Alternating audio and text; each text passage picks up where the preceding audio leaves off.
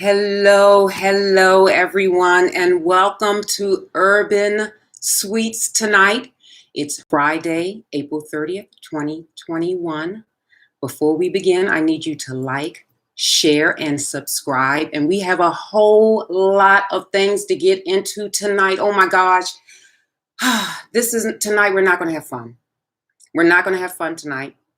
This is going to be some serious things. We're going to really get into it. We're going to talk about the foster uncare system. We're going to talk about foster parenting. We're going to talk about foster pimps and mental health. But before we begin, please listen up.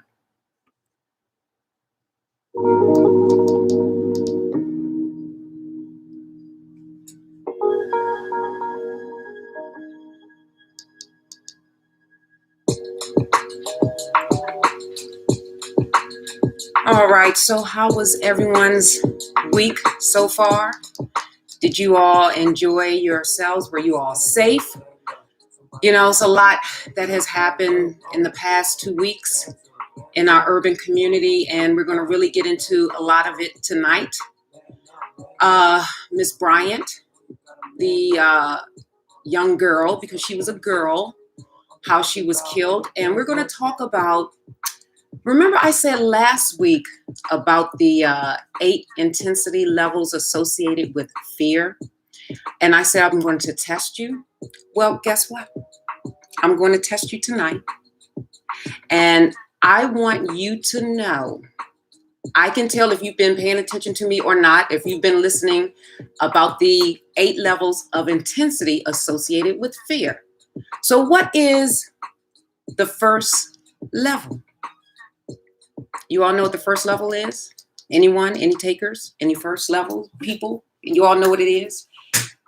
No? All right, so the first level is trepidation.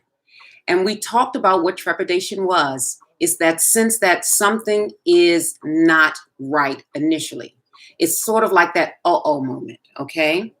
So the second level, if trepidation is not extinguished, is what? Tell me what it is, come on. It's nervousness, all right? So first level is trepidation. Second is nervousness. The third is what?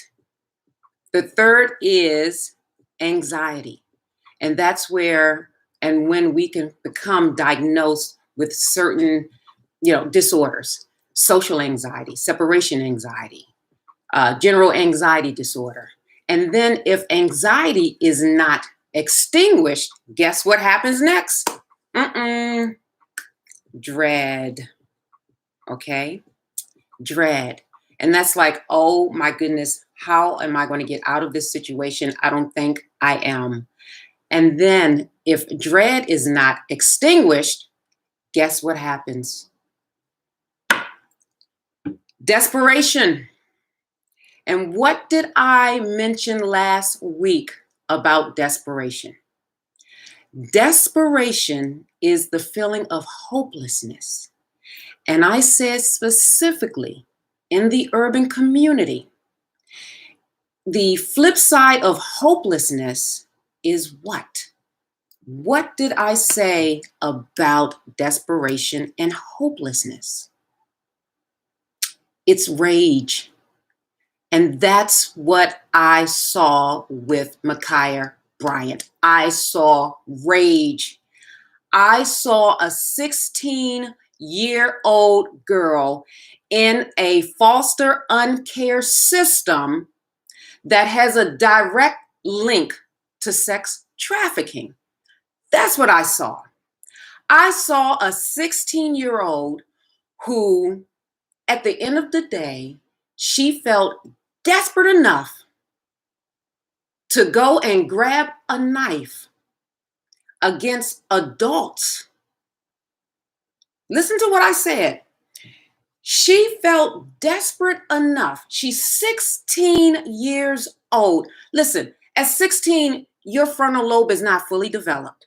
Okay, so you don't even have the mindset of an adult. A 16-year-old foster care or foster uncare kid, a child, is grabbing a knife to ward off two, not one, but two women, older women that are in an altercation with a child. And then the 911 call says grown girls. Now I had to say these grown girls. What is a grown girl? I had to really think, okay, grown girl. Someone who is biologically grown, but in their mindset, they think like a little girl. That's what I thought. And that's what I saw when I saw all three of them tussling. They were grown girls against a little girl. Think about that. They were adults fighting a 16-year-old child. Now, I don't know, and I cannot say I understand because I don't. I love my parents. Although I was raised in a single parent household, my dad was around, and my dad still is around.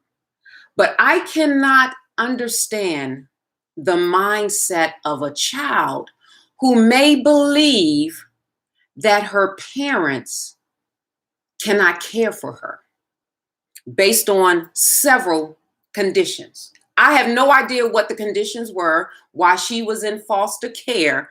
I don't know. But for a child to understand, guess what? I am not living with my parents because my parents cannot care for me adequately.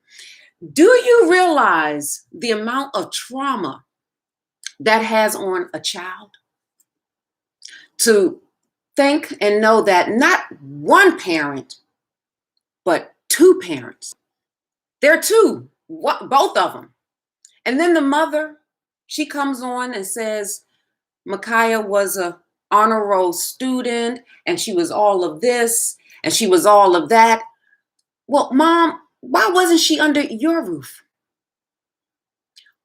What mindset do you have, or did you allow to play into your household where your child has to be a ward of the state?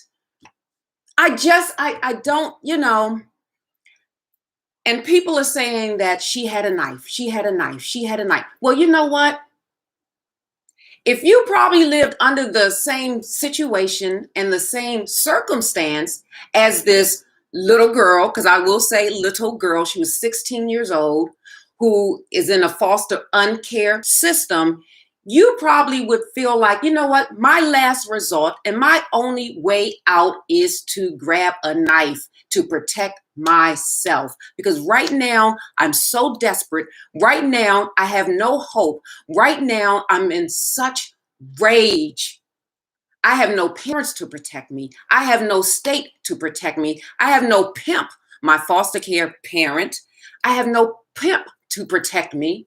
Who's going to protect me as a 16-year-old out here floundering by myself? Man, I'm telling you, I worked with some students.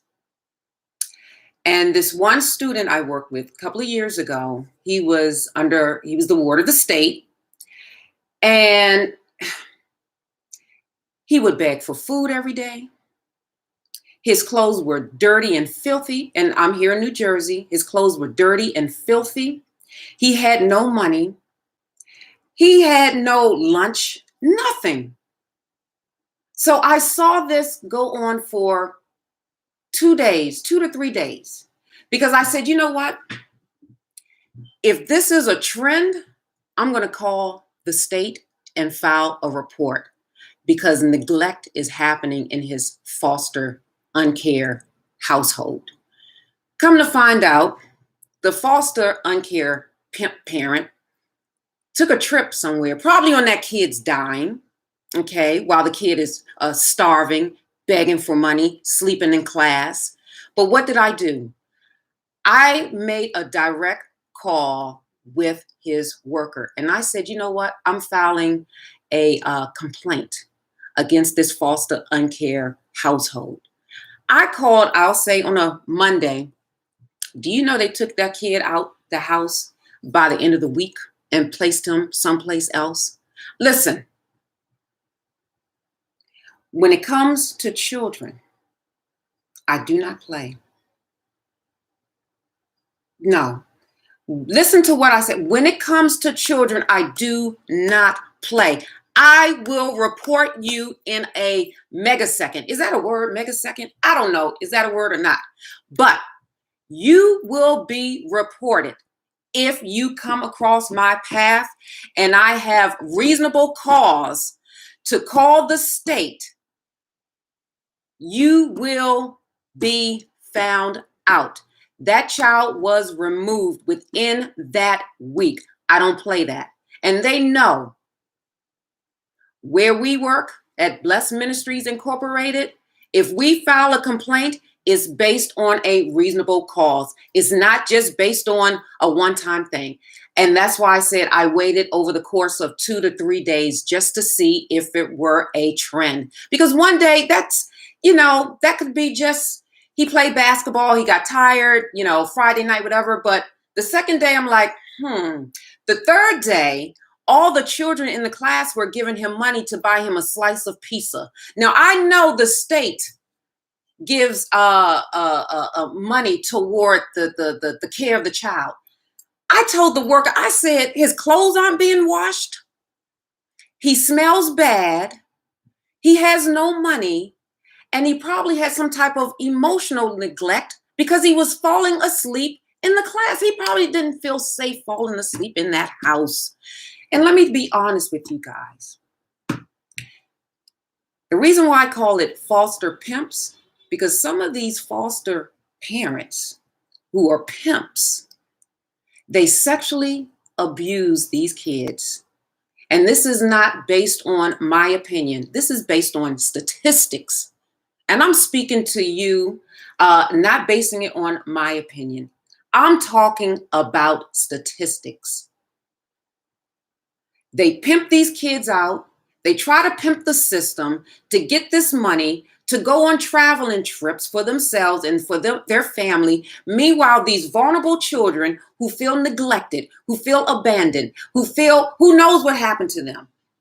I'm going to go down the list of why children are in foster care systems anyway, or foster uncare. I'm going to call it foster uncare system. Now, like I said, I know that there's some decent parents out there. Yes, foster care parents. I know one personally, my very best friend. She was a foster parent for 4. She adopted 4 children. They're out there. But the pimps are out there also. They're trying to pimp the system. They're trying to pimp the kids. And enough is enough, especially in the urban community. I'm sick and tired of it. And you should be too. So these are some of the reasons. Let me see. Where is it? Some of the reasons why kids become ward of the state. That's what we call them. They're wards of the state in this foster uncare system. All right, so abandonment. They are abandoned by their parent. Usually the mom just drops them off at the police station, at the daycare, may leave them and not come back. That happened. Can you imagine a 16-year-old girl? Now, I don't know what the picture is with her parents. I don't know. But I cannot imagine a 16-year-old believing that her parents cannot care for her. I just can't. So abandonment. The next one, death. Oftentimes, if both parents or one of the parents dies and no one wants to claim the child, they go to the foster uncare system. Incarceration. That's my avenue. I see so many incarcerated Blacks right now. And guess what, women? Your numbers are rising. The Black and African-American incarceration rate for women is rising. You're on the rise. So that means if you're on the rise and the Black men are on the rise, well, they're high anyway. That means the foster care system of Black children will probably increase. There's going to probably be a swell. Okay. Oh, juvenile offenses. What was the statistic I quoted last week about the New Jersey Department of Corrections? with the Black youth. What did I say the percentage was? I said 72%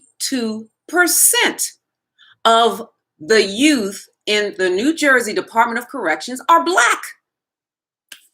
So this says juvenile offenses. A child that has been adjudicated a juvenile offender by the court system may be placed into foster care, particularly if the home environment is deemed to be a part of an ongoing problem with breaking the law. Then we have medical neglect. Then we just have regular neglect. We have physical abuse. We have runaways, and then we have sexual abuse. Now, the sexual abuse is very large. The sexual abuse that happens to children. And then they get placed in these foster uncare systems to later be pimped out by foster pimps from different levels. And then guess what? 80% of sex trafficking children have been foster care children or foster uncare children. That's not my stat. I'm not making this up.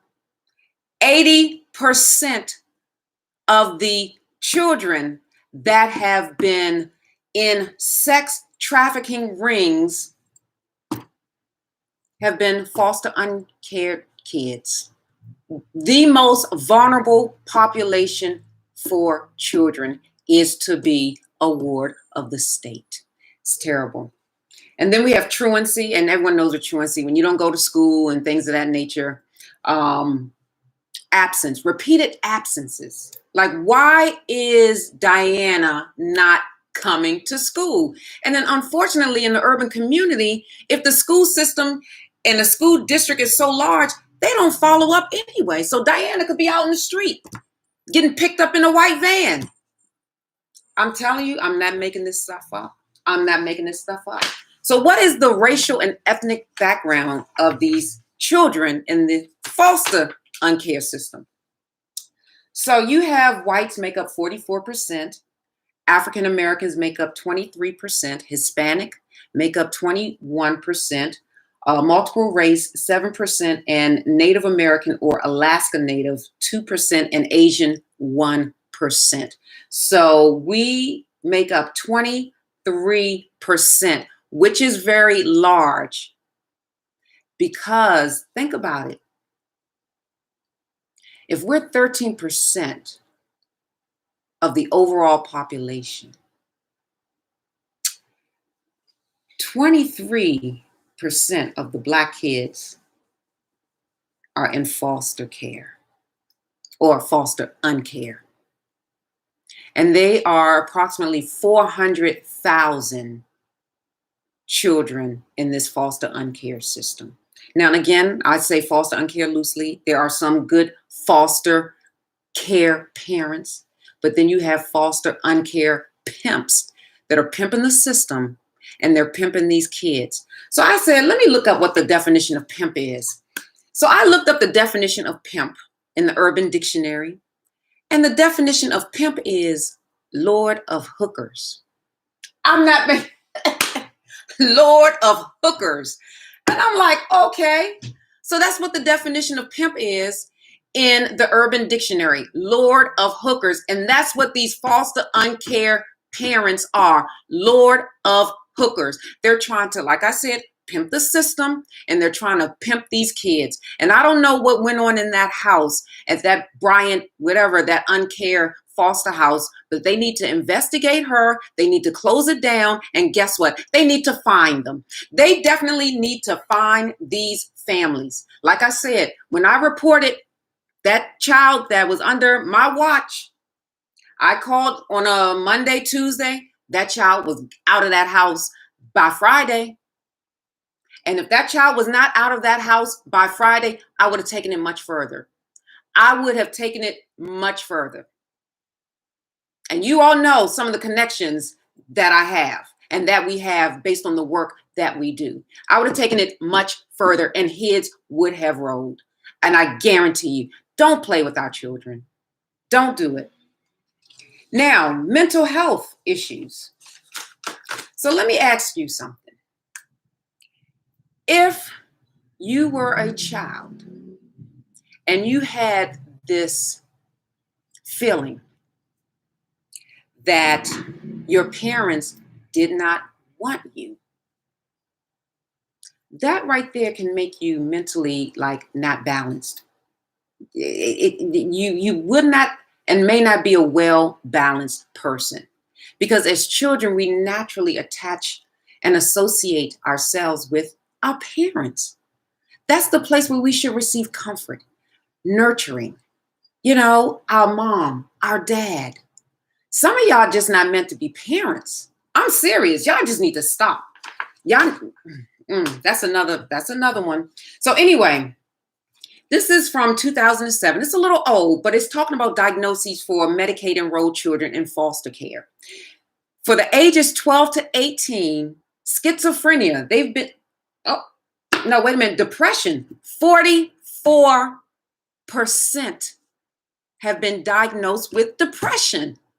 Ages 12 to 18, conduct behaviors, 67%, bipolar, 25%, autism, 3.8%, anxiety, 12%, ADHD is, wow, 66% of the diagnoses for Medicaid enrolled children in foster care, ADHD. And then they pop these pills. They give these kids all these pills.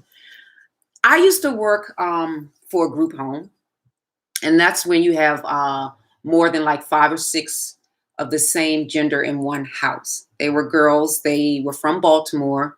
This was in, I believe, Queens Chapel, Maryland, or something like that. So this was during the height of the crack epidemic.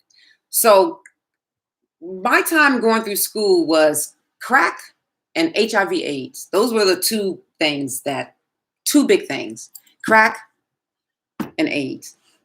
So I worked with young girls. I think they were like 12 to 16 in this group home.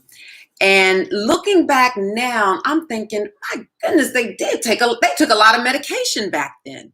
They really did. They were taking psychotropic medication, and they're 12 to 16. They were taking, I can't remember, Ritalin. Yes, like it was a lot of medication. And I'm thinking to myself, so, all these children, how many of them see a good therapist? Keyword, good therapist. Okay. How many of them want to take this medication, and how many of them really need to take the medication? Like, I don't know. But I was very surprised and shocked to see the number and the link between children in this foster uncare system and the mental illness associated with it. It's a large link, a large relationship between being in the foster care system and having a diagnosis of a disability. And it's a mental illness. And the thing is, parents, let me tell you,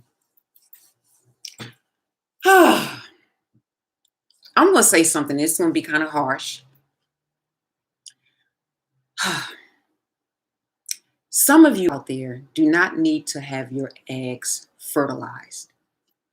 What did I say? I said some of you out there do not need to have your eggs fertilized. You're not ready to be a parent. You're not ready at all. Just like I was talking with someone about some things may kick in. No, it may not kick in. Some people just weren't meant to be moms. Some people just weren't meant to be dads. Just because you are female doesn't mean that you were meant to be a mom. Just because you are male doesn't mean that you are meant to be a dad. No. Sometimes people just don't have a maternal instinct, and you can't force it. There are birth controls out there, condoms, pills, birth control pills out there. And then sometimes you can go to those little shops and get toys if you want to please yourself. I mean, but don't bring a child in this world knowing good and well that you're going to be standing on the welfare line, good and well, you're going to be standing and spending most of your time in social services battling your demons. I mean, I don't understand. Listen, I can't cover all of this in one episode. I'm going to do part 2 next week, and I'm really going to get into the sexual exploitation, because that is something we have to talk about. This we have to talk about sexual molestation, the sexual abuse, sexual exploitation, the sex trafficking. You know, I don't know if you all know, you probably don't know. I did my dissertation and it was about sex offenders because I work a lot with sex offenders. And I'm going to talk about that more next week. Not today because guess what? We're almost running out of time. However, before I end, I want you to like, share, subscribe. And also, there's a telephone number in the comments if you find or suspect a reasonable cause of abuse for a foster child in the state of New Jersey. I don't know where you live. You have to go to your own state. You can Google child abuse in Oklahoma, reporting child abuse in New York. But I know in the state of New Jersey, the number is down below, as well as some criteria things, because guess what? If you don't report it, you're just as bad as a foster, uncared pimp person. So report it. If you suspect something, reasonable cause, please report it. And another thing, we got to do something. We're going to have a lot of foster, uncared kids in the system. And we have to do something. I don't know what the answer is. I think there's just so many things. But we're going to talk about the link between parenting or lack thereof, neglectful parenting, and juvenile delinquency. We're going to talk about that next week as well. We're just touching the tip of the iceberg with this tonight. So, at the end of each program, I always have to ask you, what's in your toolbox? Because guess what? A temple cannot be built without tools, and your body is a temple.